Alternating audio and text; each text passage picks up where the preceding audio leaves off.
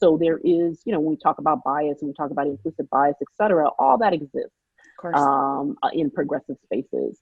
And so there is a lot of work to be done. And fortunately, or I feel fortunate to be able to sit in those spaces to both to redirect, right, resources, to redirect people's thinking about what we need to be doing and how we need to be doing it, but also creating space and opportunity for other people. So I always talk about how, 5 years ago, certainly 10 years ago, if you walked into a room that was, C4s or PACs, there were no people of color and Right. women.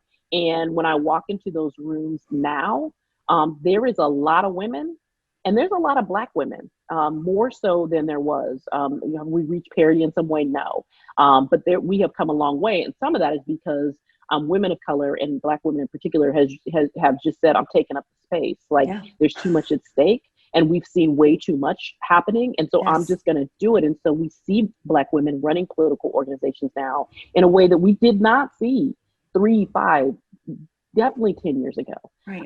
And so I think that we can look to that as progress, and not just, I think from my perspective, the sort of our ability to continue to expand who's sitting at these decision-making tables and who is influencing the decision-making tables is just incredibly important, both for our movement, but also for our democracy, obviously.